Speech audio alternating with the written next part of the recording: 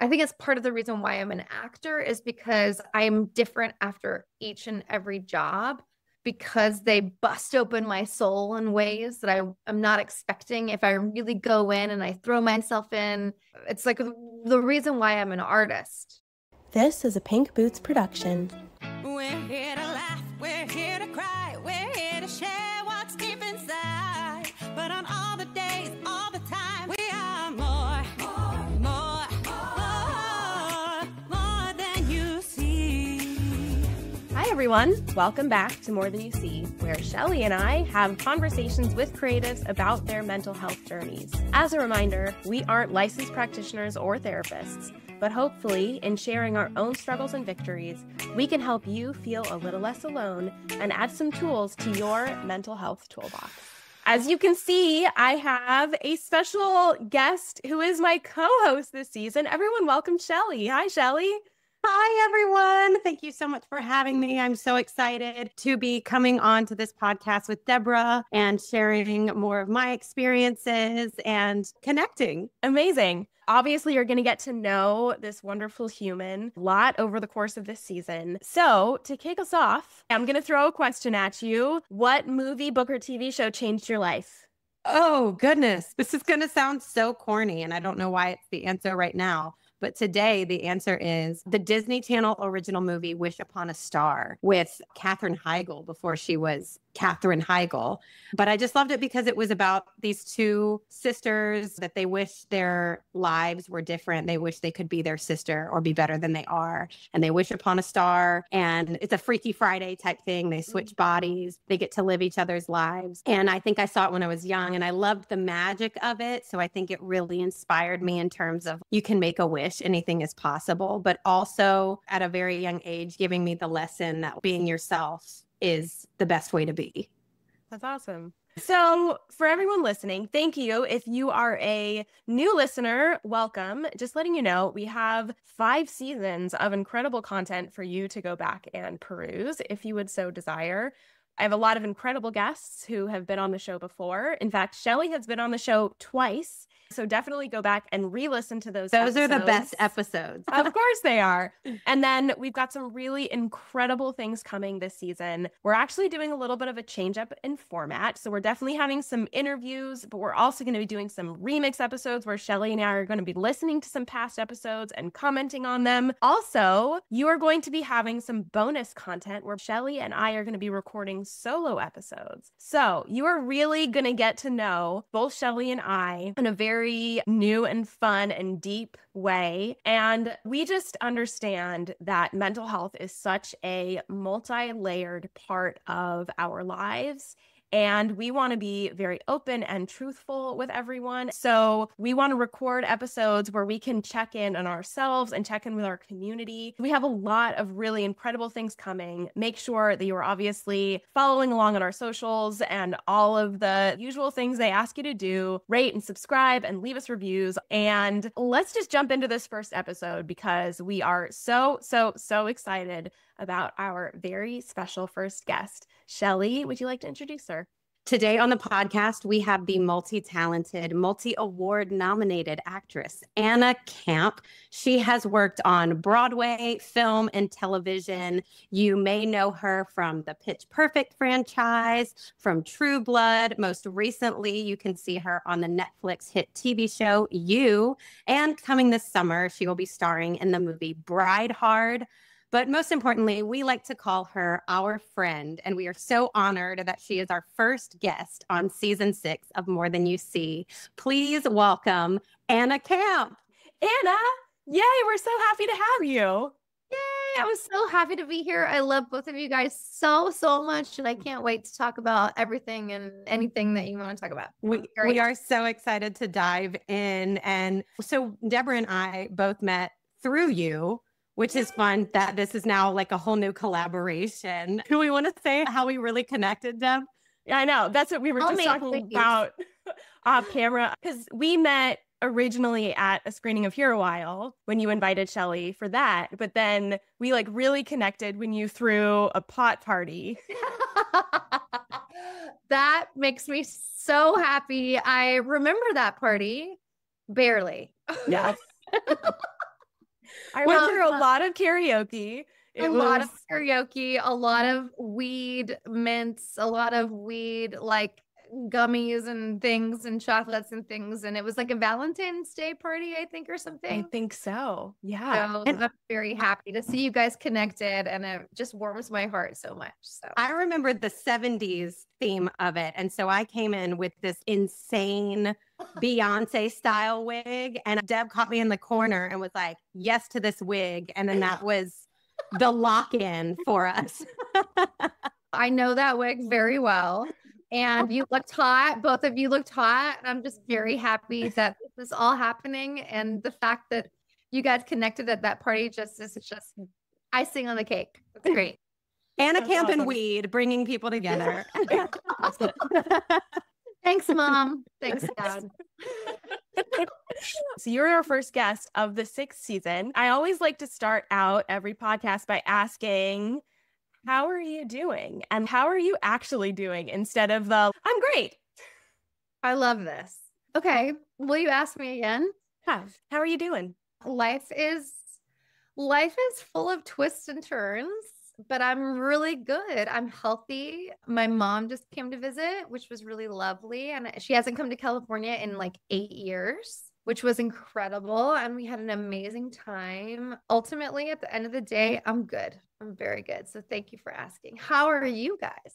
Shelly, you need to start because we were talking before and Shelly was like, I'm a fucking mess. So Let it out. I am, look, the overall arc is I am good and I am figuring it out, but I am frazzled. I'm in the midst of a new move. So I'm in a new apartment. What you can't see on all sides of me are boxes and cords on this side, a refrigerator that's not in its place. And as I was gathering all the tools to get set up, I found my spirit animal pieces.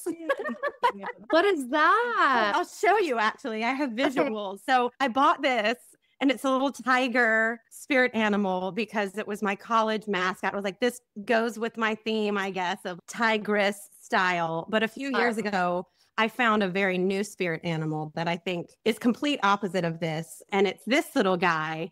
It's a gopher guacamole. So this, I vary between these two.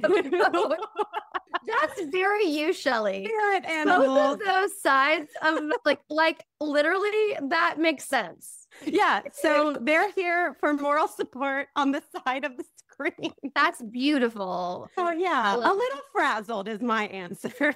Great. Frazzled is good. That's Deb, how are awesome. you?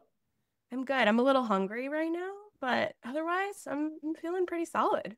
I'm having a good day. I had therapy today. I went for a run. I've moved to Pasadena, Anna, and I know it's amazing. And I discovered this new road today with even bigger houses than I'd seen before, which like Pasadena just has the most insane houses. Yeah. Your And, beautiful homes. Yeah, gorgeous. I so- looked over there when I was looking to buy a house here, and I almost did it because it was so pretty and the trees are so beautiful and it's so green. So I'm very happy for you. Congratulations. That's Thank awesome. you. So Shelly, you had a fun throwback question. I thought it would be fun to kind of throw it back with the connection where you and Deborah met on the film of Here a While. Did you film in 2019, 2018, maybe? It was definitely Times. pre-COVID. The end of 2018, I think. It was the summer. Oh, it was And we summer. were both getting divorced. That's what I wasn't getting divorced yet. That's so interesting to know that like that's all happening simultaneously. As we know with any kind of project and production, you've got your work life and your personal life happening at the same time.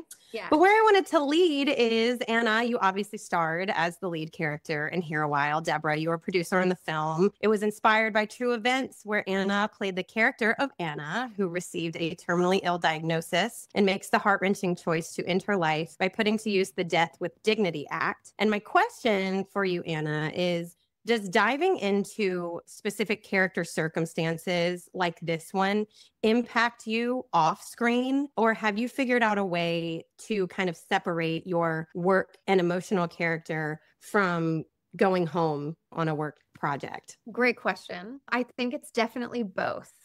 And there is a balance that you have to hit with both, because I love changing after each role I take on. I love growing. I love feeling these characters' pain. I love going through and putting myself in their situations. I think it's part of the reason why I'm an actor is because I'm different after each and every job because they bust open my soul in ways that I'm not expecting if I really go in and I throw myself in the way that it's like the reason why I'm an artist.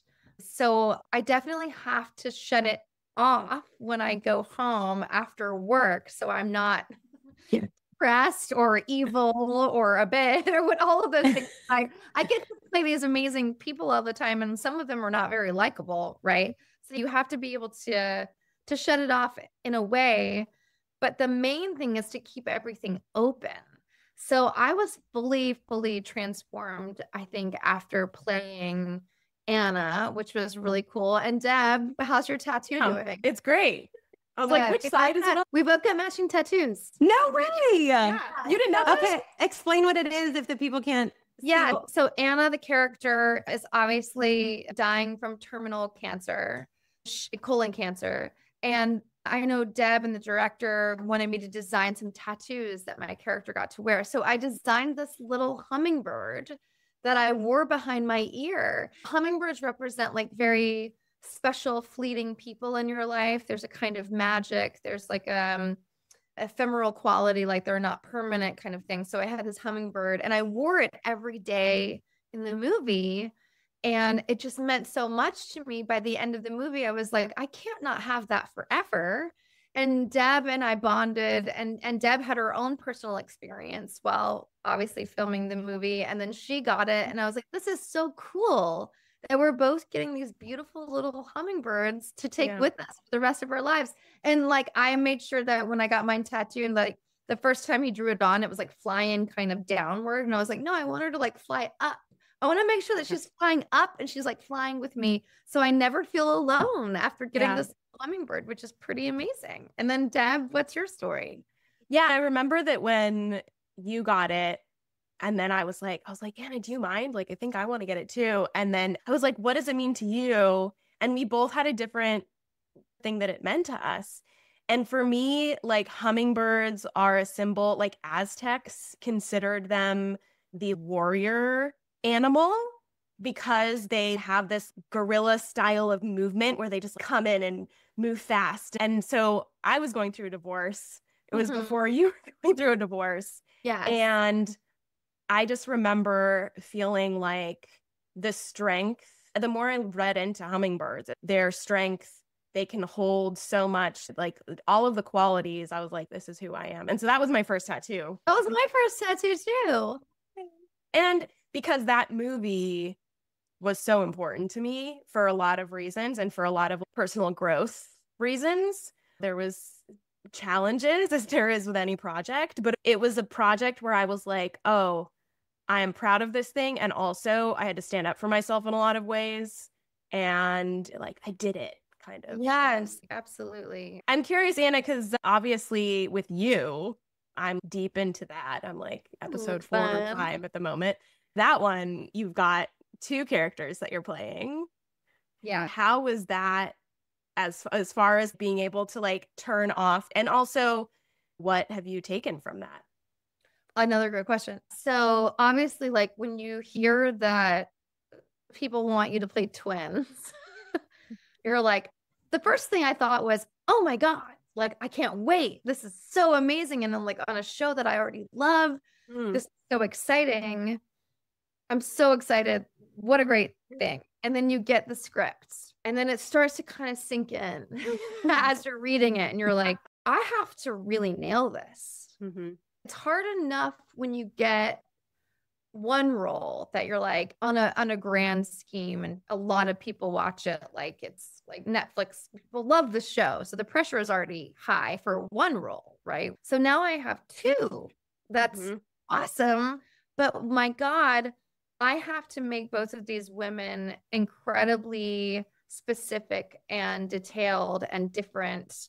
also while maintaining the tone of the show. Mhm. It's a little, no pun intended, a little campy, It is. right? But also within grounding it at the same time, while also keeping it entertaining and making people love both of these women. I mean, there were times where I was like reading the scenes where I had with myself before, like months before we were going to shoot it, but I was just like, how am I going to do this? Like super intimidating, you know? What helped you? What tools did you use? Because obviously, as actors or just being in the industry in general, there's a lot of publicity. There's a lot that can cause severe anxiety. There's a lot of pressure looming. And like you're describing, you've got like double pressure on nailing these two roles. Did you do anything specifically? Were there any tools that you utilized for your own anxiety that were able to carry you through that process? Besides drinking wine. Given. Given. We should. All of the women bonded over, we'd have our wine nights. So everybody would get together, and it was such a great thing that we would like, it's such a like male centric show with Joe Goldberg and Penn Badgley crushing it. What a great person to act with. But all of the women were like, can we go out for wine? Can we just like talk about what's happening? Like what's going on? So Support that system. Yes, that was like the most helpful. So I got to New York and I just was like, what are going to be my touchstones? Like when I'm on set and I have to switch back and forth so fast, like I need to make sure I can ground myself quickly with these characters. I don't know if I'm going to get one day to shoot a scene with myself, or we're going to do it over 2 days. I don't know, but I need to be able to switch back and forth and not have the other one bleed into the other one in a way. So I'm a little bit of like woo-woo gal. I've got my crystals on now, but I went to this amazing crystal shop in Brooklyn, in Williamsburg, and I got a crystal that represented both Maddie and Reagan. And then I also found songs that I felt spoke to me. I always find songs for each character that I play. I love that. Just go sit in my trailer or whatever, and I can just put my music on. Music is something that really inspires me and grounds me, and it kind of elevates the feeling of where I am. So I would find songs that represented them. I've also, where I went to school, we did a lot of voice work. We did a lot of vocal training. So I wanted to make sure that their voices were different. So I made sure that Reagan talked at a deeper tone and that she was clipped. Her words were a little more specific and clipped and deeper and like this. And Maddie was a little higher and a little like floatier and like all of that. So it might not be something that you recognize when you're watching the show immediately, but I definitely made sure that those things were there because it helped me immediately. When I got to a scene, I knew at least something that I could like hang on to when I was there, because it's overwhelming when you're on like a very established show and then people are like, you know, it's a well-oiled machine and everybody knows each other and all this stuff. You have to like ground yourself very intensely when you get there, because at the end of the day, what matters is what you're doing on that little black camera, like little frame, and nobody else matters. And it's all about that dialogue and what you're translating. So those things really, really helped me. And also I've been doing some meditating lately as well. Good for you. Really great. Thank you. Not every day. I was going to say, do you have a practice? Yeah. Do you use an app or just your own Well, I started style? with an app. I did. And then the app I still kind of go back to occasionally, but I have like a lot of weird visions when I meditate. I don't do transcendental because I don't think I've gotten a mantra yet. And for some reason, I feel very locked in if it's like a certain phrase that you have to repeat. I like to just kind of let my mind like go, and then I start seeing weird visuals and stuff. So my meditating, I would meditate in my room in New York before we would shoot. And I would just get like the feeling of how these women felt. Like when you're Maddie, or when I was Maddie, I was like, she has no self-confidence. And so she would lead from this place of like sadness and trying to prove and never feeling good enough. And everything would feel kind of, like down here. And then Reagan was like up here, all head, all like forceful, you know? So it's kind of like every time I would close my eyes, I would have this feeling that I would meditate on my crystals. So yeah, those are the things that really helped. That's awesome. I adore that. I feel like you had to be, for the people on the other side of the table, the perfect choice to take on this. Ever since I've met you, And even before knowing you, I knew a bit of your work, and you can't hold a candle to Anna Camp. She great. legitimately, I believe you are one of the best actors in our generation. Your preparation, your work ethic, the soul that you give, and obviously just hearing you talk about your own process from you specifically just solidified everything I've already thought about you and like praise you for. You know, we live in LA. We know plenty of talented people, but I know you had to be the only choice to be able to lock this down, deliver it. Congratulations. I'm so proud of you and excited for you. So much to me, and also coming from you guys who are also, you guys are both very talented people as well. And so that means the world to me. Thank you so, so, so much. I'm just happy that I pulled it off. You did. Yes. You pulled it off so well. I mean, obviously, the accolades you've been getting is fucking incredible and so well deserved. And, you know, going back to Here a While, this is why I was like, Anna is awesome.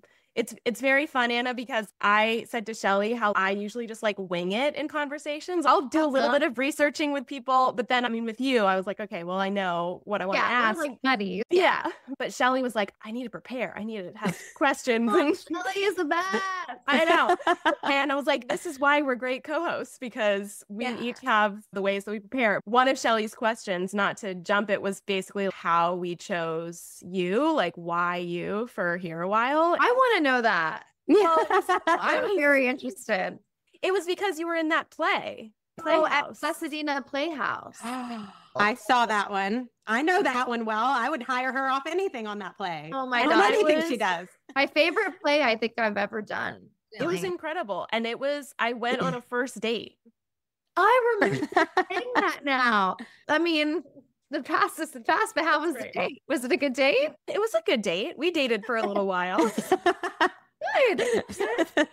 But it was definitely like we went to this play that was about divorce and relationships just tearing each other apart. Whose idea was it to go to the play? His. He's like he lives in New York. He's like hard to pin down. That's why we never worked out. But he's huge theater person. Amazing. We thank him for serving his purpose, which was to get you to see Anna so that this could all happen. That's Thank you so much, because like, thank God you saw that play, because being in Here a While definitely changed my life. Truly, it was one of those magical experiences. And still to this day, when people are like, if I meet with a director or somebody and they're like, what should I watch? What should I watch of yours? And I'm like, you need to watch something that like a very select few of people have seen.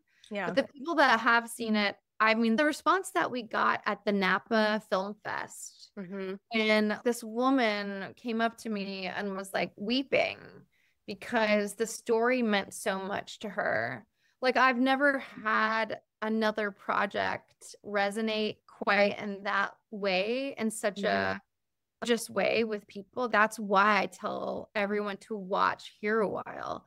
Because it's something that people need to see because just of the subject matter, but also I got to go places as an actor that I don't necessarily always get to. And the fact that you guys saw something in me, and that Tim True, the director, saw something in me, it takes a lot to not get typecast in this town. You have to fight against it. And when I read the script, I was like, wow, they want me? Thank God. I almost started crying because I was like in a desert looking for water, like looking for a role that was full of depth and beauty. And I was so honored and just grateful that you guys saw something in me, because that does not happen all the time. So thank you. And thanks to your date for taking you to the Pasadena Playhouse. Well, I want to segue into another dramatic movie that you were a part of, Pitch Perfect. Me and Shelly. One that we got to experience together. Yeah. And we've gotten all of the questions in regards to the group and the boot camps and the process. I want to kind of poke a maybe soft spot question if you feel like going there with me. Let's poke it. This pertains to Pitch Perfect 2. And obviously, as Pitch Perfect 2 rolled around and there were a lot of like chess pieces of moving the characters and different storylines, obviously your character of Aubrey Posen had since graduated from the first movie. And I was just curious, how were you feeling? How did you feel coming back for Pitch Perfect 2 and how that process was for you as an actor, as a human? Yeah, I mean, definitely it was different. It was different coming back. So I know that they tried to write me more, which I had heard, but I was shooting True Blood season 6. She's a booked actor, ladies and gentlemen. She was working, honey. She was working, but I didn't know I was going to be doing True Blood at the time. So things kind of got like a little weird and whatever. And then I was like, well, listen, at least I'm in the second one. I'm very happy to be included. I'm very happy to get a paycheck, honey. Let's get it. But I do remember the first one being such a bonding experience for all of us. It was, we had no idea that this was going to be as big as it was. And we were so young. I mean, I shot that when I was 28 and then I turned 29 on the movie. That's right. Which is pretty wild. And I'm 42 now. Hello. So it was definitely such a beautiful, sentimental time, that first one. Yeah. And then to be in the second one, and I kind of felt like I was the only one that was like not doing the bonding that we all had done on the first one. And so it was just a bit like sad. I remember seeing everybody posting and talking, and I was like, oh, this is such a bummer because we had such a good time. Yeah. And then I think also I hated that last song, Flashlight. And I was like, what? I go, if I have to sing one song, I'm going to sing the Flashlight song. Yeah, we all were the biggest fans of the Flashlight, which is so funny because so many people, like a lot of fans, that is potentially one of their favorites. But sorry, guys, it wasn't our favorite at all. I never knew that was one of their favorites. Yeah, a lot of people really like it. I remember walking around and everybody being like, Flashlight? Sorry, that's a little graphic. I'm sorry. That's all that like friends of mine thought. It was weird. But at the end of the day, I think we had so much fun, and we were shooting the camp scene and we were like jumping off the stuff in the lake. And it was looking back and like the mud fight and all of that was like super fun. But I just remember being like, oh, bummer. Why do I have to be shooting a show? And why am I like the old girl that graduated? No, I totally relate. It's, I think you can ask any one of us. I mean, 10 different girls, 10 different scenarios of their perspective of the experience. I have a similar one I've never shared. Bummer story is the fact that I was never on the poster for the movies. And, I never wanted to seem ungrateful. Obviously, we're having the best time. Yes, getting a check is great. Yes, I'm living a dream job. But you have those scenarios where like, yes, it's sad when you can't film the whole time because we bonded so hard on the first one. It's interesting how you can feel super important and so unimportant in the same scenario. I understand that. Like, I understand that fully. And that super resonates with me because we were a team. The other thing is that people don't realize is that like when you're rehearsing dance choreography all the time, and you're with the same group of people all the time, you actually become an actual team. Like I know we weren't like competing against like the troublemakers, or we weren't competing against these people, but there's a camaraderie that starts to form and happen when you're on movies like this or TV shows like this, where you are a group, you're a real solid group. So there's a feeling inside where you're like, this doesn't feel like Hollywood. It doesn't feel like we're like playing pretend. Like we're a team, right? And so when one member is left out of a certain thing, it just doesn't feel right. And when you're that person, it's like you have to turn your brain off a little bit and go, we're not really a team. This is Hollywood. This is a script. That is a poster. But it's just a complicated balance and dance between those two things, because it does feel very personal when you're rehearsing hours and hours a week. You become a team. So it's like a mind trippy thing to like experience at times, especially on those movies. But my God, how much fun did we have? Oh, the best. It was the greatest.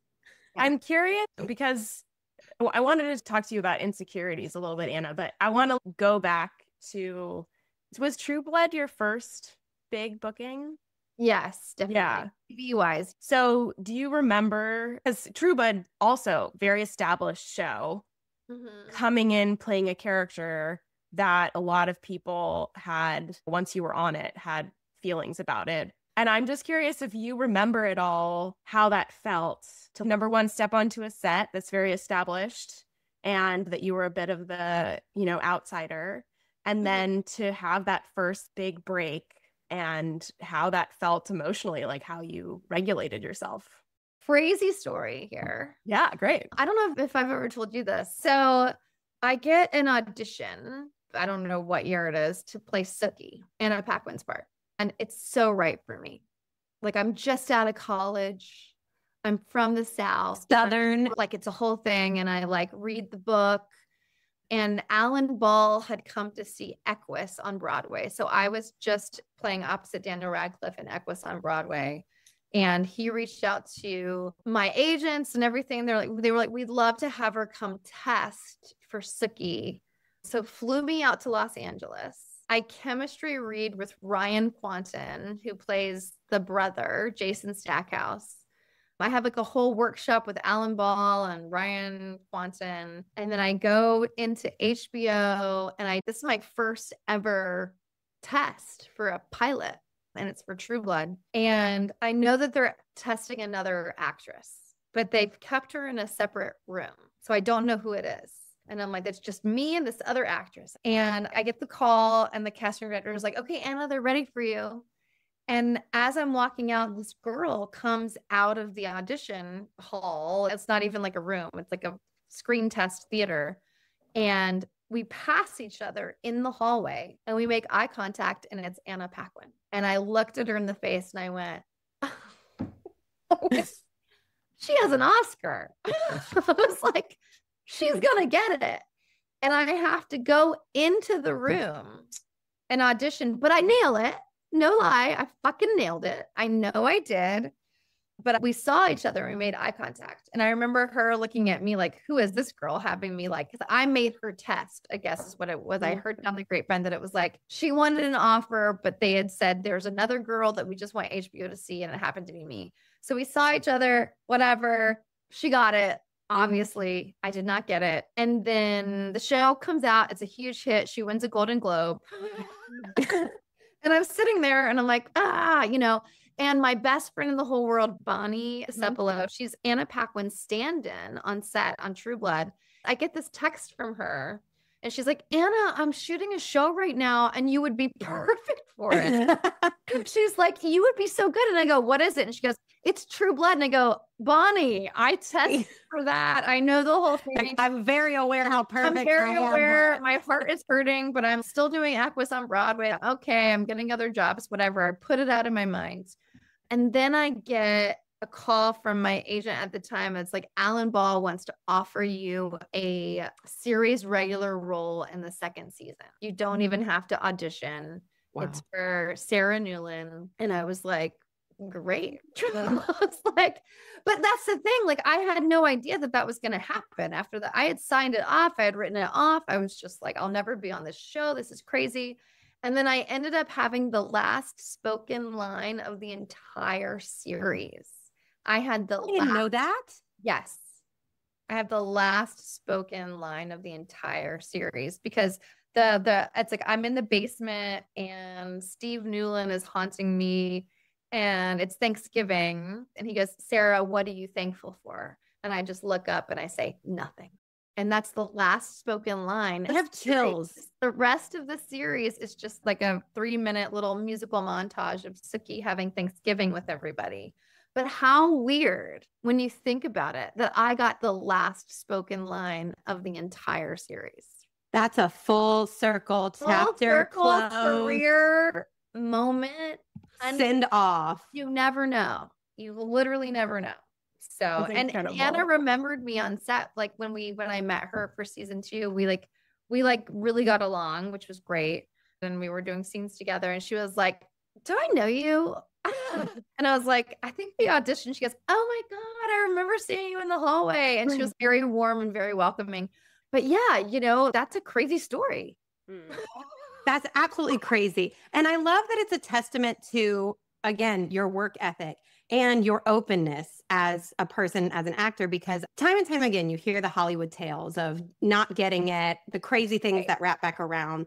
But someone else that may have tested and gotten so close to a life-changing opportunity and series, not getting it to then be re-offered something else, someone else would have reacted in probably a very different way, or maybe even said, no, I'm done with that. But because of who you are and you remain open, I think that's the takeaway and what we love to talk about here in like the mental health and the emotional space. You never know. And there's no certainty in life, in this career that we've all decided to go down a path on. Right. And then to full circle it with the final line of the series. That's incredible. Who would have thought? I never would have thought. It's wild. Because I remember getting the call from my agents that I did not get Sookie. And I was like so depressed. And then they kicked me out of the hotel, right? Because they flew me out to LA. They kick you out of the hotel. They're like, you have to leave. You have to do all this stuff. And I had worked so hard and I was like, I felt so lost. I felt so sad. I felt so rejected and like hurt and pissed. But when I finally got that call to come back, I was like, why not? Like, why would I ever hold anything bitter in my heart when someone did see something in me and like, screw it, just be positive and say yes. Say yes when ultimately one thing can lead to another thing. Always. That's what Absolutely. I think. I want to flash forward a little bit to COVID, because I know that during COVID, we had a conversation because like everything was online, all auditioning and everything was online. Mm-hmm. And we had a conversation once where you were like, I have never booked anything off a tape. I might never work again. And I'm curious, first of all, what was the first thing that you booked off of a tape?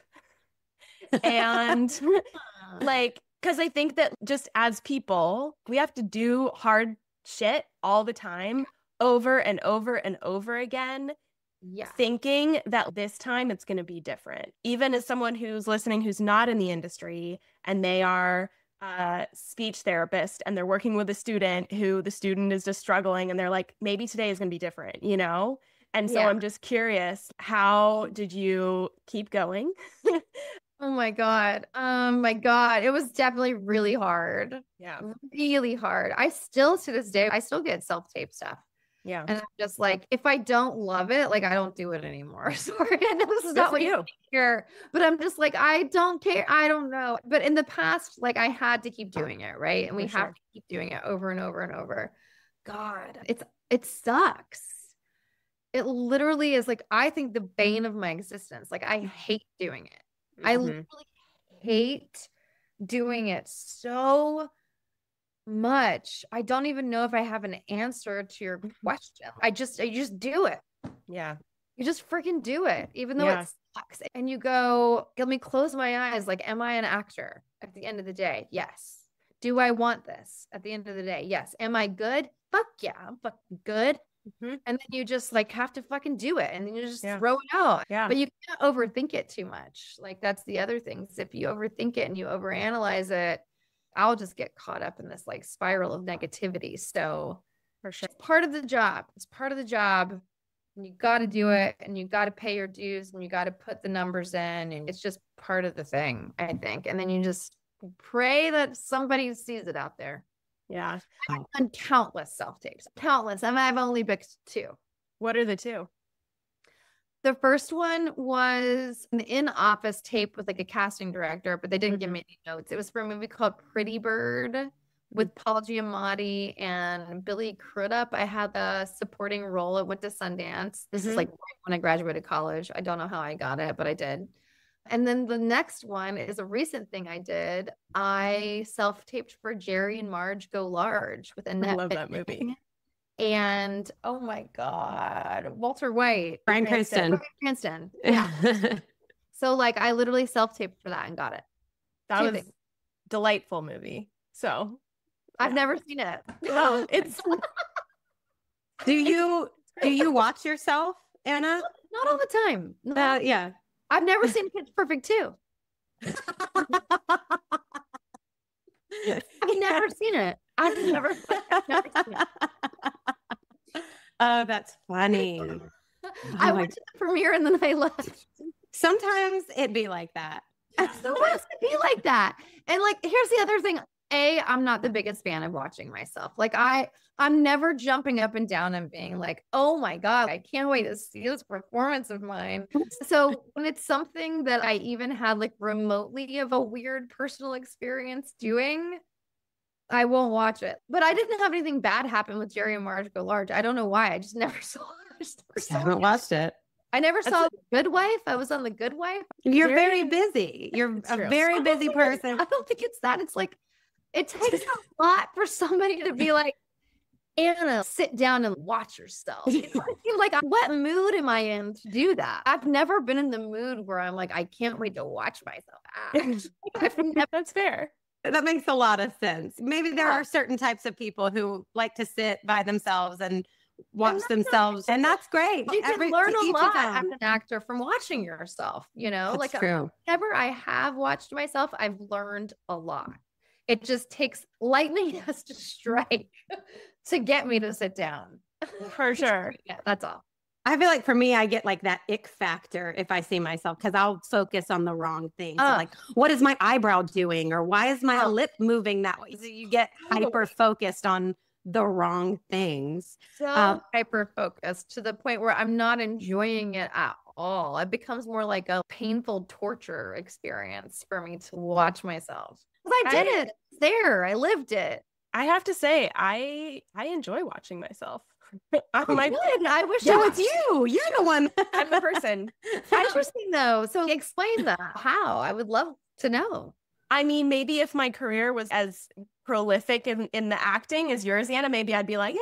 But especially when I'm doing self-tapes, actually, I think because you do so many self-tapes, you know, and now I have a limit for myself. I'm like, I'm only going to do 4 tapes. And if it's not good, fuck it. Because also, I don't have the time. I'm prepared. But then when I watch, I'm like, oh, if it made me feel something, if it made me laugh, I will 100% laugh at myself or Thanks. and be like, I'm enjoying this. And I'm like, if I'm enjoying it, then hopefully someone else will. And then I'll send it off. That I mean, seems who very knows? healthy and well adjusted. And I am very happy for you. And I wish that on me. I'm not well adjusted yet, I think, but that's amazing. And I think that's incredible to be able to kind of separate yourself from yourself. Yeah. I think it's a wonderful tool for an actor to have because then you stop taking things so personally because in this business, True. you just cannot take things personally. Yeah. And it's a personal business. Yeah. So it's like, how do you turn that off when you're selling yourself? For sure. Right?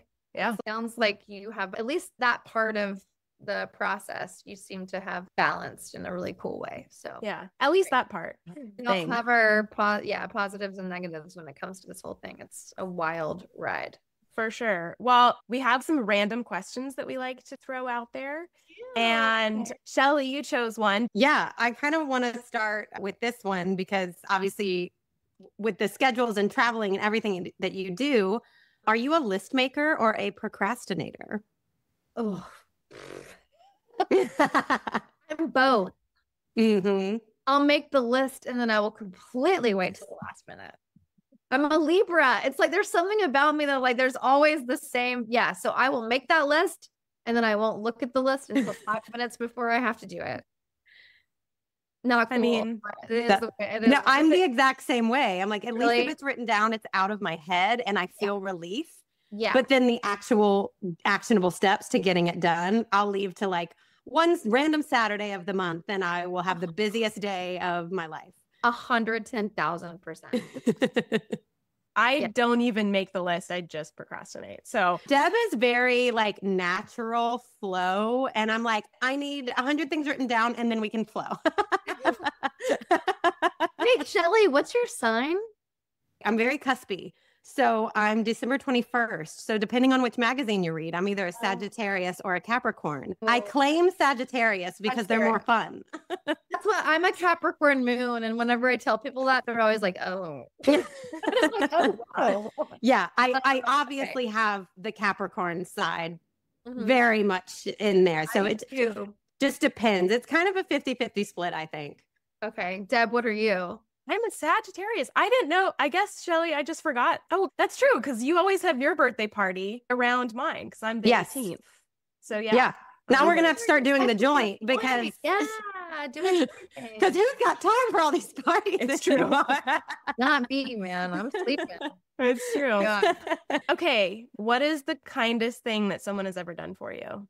The kindest thing that someone's ever done for me. I have no idea why this is popping in my head because it's not really the kindest thing that anyone's ever done for me, but maybe it is. Do you have time for like a little quick story? I don't know why this is popping in. Okay. So I was in high school and there was this boy named Ben Higgins who was obviously autistic or on the spectrum in some way. He was like it seemed a lot younger than everybody. And he was inviting everybody to his birthday. And he was sending out little flyers that had obviously gone to Kinko's, printed out. And everybody was taking them and making fun of him behind his back and throwing them in the trash and all this stuff. He was this really sweet, cute kid. And I heard that he had a crush on me. And I remember he gave me a flyer for his birthday. And I was like, oh, thanks, Ben. Never going to go. My friend, Mary Catherine Bagnall, what a great name. Yeah. On that Friday night, she was like, hey, I think we should go to Ben Higgins's party.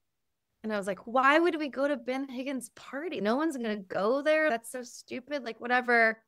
And she was like, no, I think we should go. I think he has a crush on you. I think we should go. So it started at like 7. We don't show up until 8:30 or 9. And we roll up to this kind of big, weird house. And there's balloons on the door and there's some lights.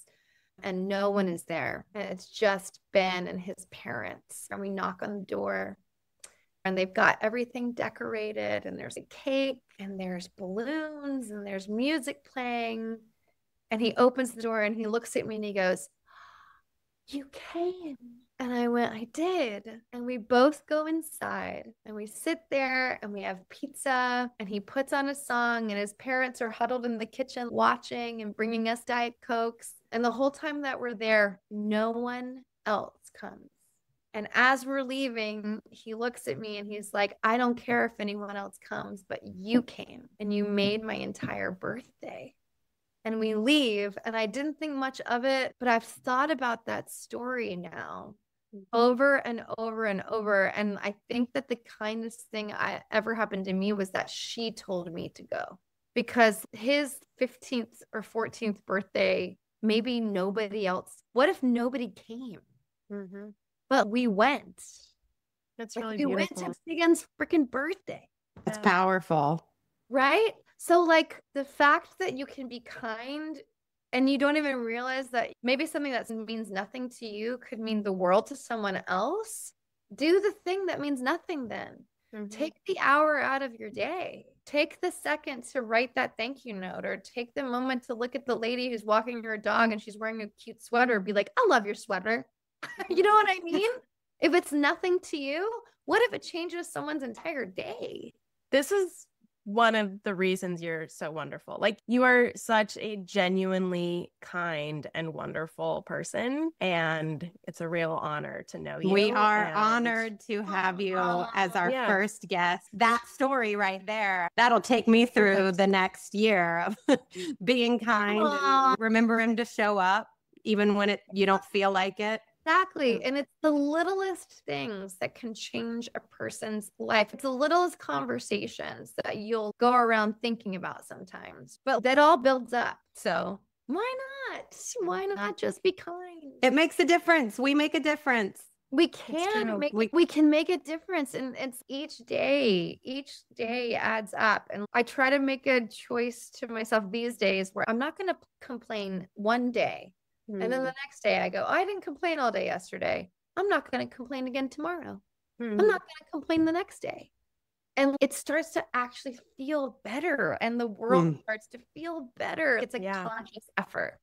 And I love you guys. We love you. Thank you so much, Anna. Thank you so much for sharing yourself and your time with us. It's wonderful. And I just salute what you guys are doing together. And I can't wait to actually sit down and have wine. Let's do it. Yes. At some point. I would love that. I love you guys. Thank you so much for tuning in to the first episode of season 6 of More Than You See.